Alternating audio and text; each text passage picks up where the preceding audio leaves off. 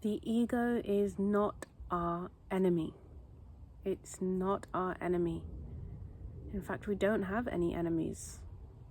But why is it that we fear so much, especially in our Sikh community? We fear so much our egos, or we berate ourselves so much when we feel angry, or our ego has come up to play, or we have felt lustful over something, or any natural experience that we have that's ego driven, which is most of it actually. Why do we berate ourselves? Where did we learn that it's such an enemy in our lives?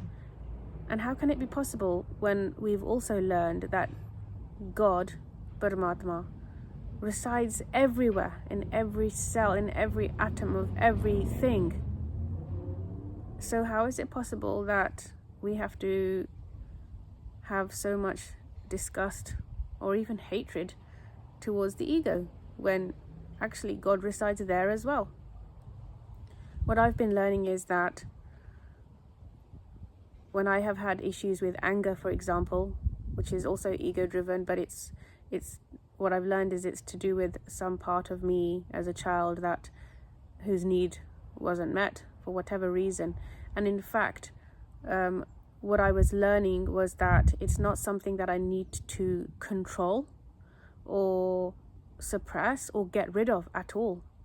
What I learned was that I needed to love it. I needed to love it back to health, back to rejuvenation, back to doing what it's supposed to do. Yes, our ego keeps us safe. It kept us safe when we were children, learning about the world, when we were learning about what's safe and what's not safe, what we were being taught about belief systems, what's right, what's wrong.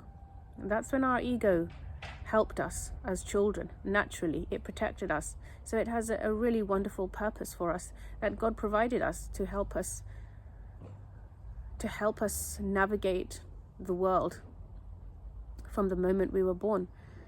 But what the problem is really is that within the ego there are so many trapped emotions, trauma from the past, so much negative conditioning, so many false belief systems. Those are the things that need clearing from the ego, but the ego will remain as long as we are here. And all it needs is our love and attention.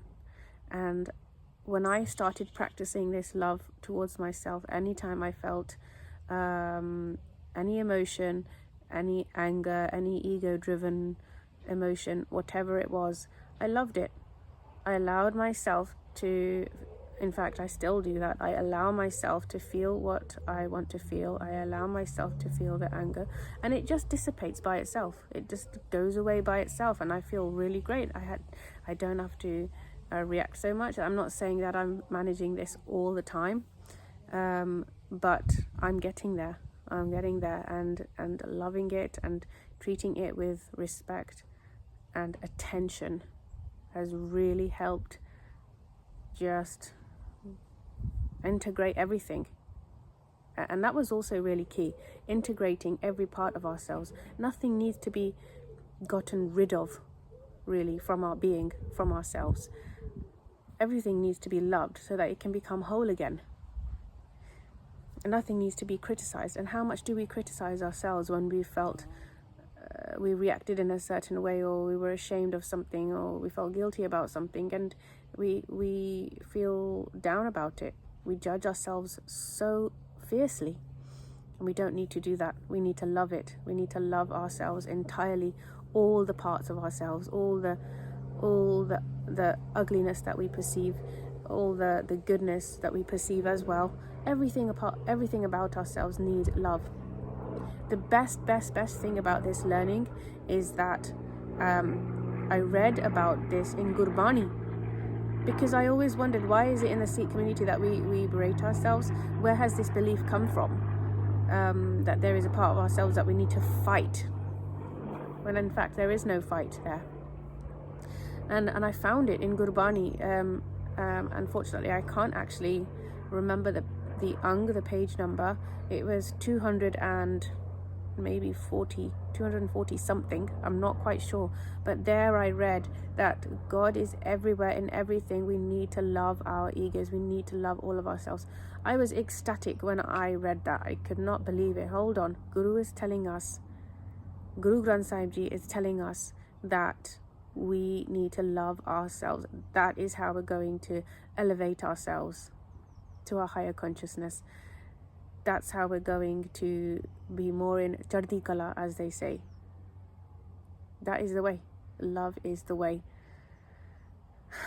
I was really, really excited about that. So happy. And the other thing is, when I contemplated it more and more, when I was going over it in my mind, we also have in Mool Mantar, Ik Onkar Satnam Karta Purakh Nirbhav Nirvair Akal Murat Ajuni Sai Pang Guru Prasad Jap Aad Sach Jugad Sach Hai Be Sach Nanak Hosi Be Sach. So we have in there Nirvair, without enmity, no enemies. Nothing is an enemy. So we're not talking about another person as being an enemy, that we don't have any enemies and everyone's our friend and we love everybody, because even that doesn't happen all the time. We're talking about ourselves. Everything is all about us, inside us. Whatever is out there, it starts with us inside first. Whatever we're experiencing outside is what we're experiencing inside first. So when I think about Nirvair, I'm not thinking anymore about what do I hate, or what do I have who is my enemy, what's my enemy, which belief is my enemy.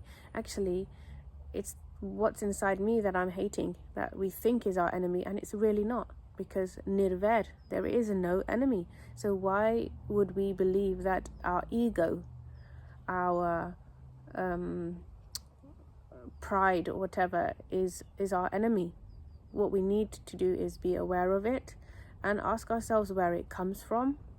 What's the need that's not met, and just love ourselves back to health. I mean, that's an overview, but that's how I've been playing it, and it's worked wonders on myself, on working through emotions, on allowing myself to feel, and just not judging myself anymore.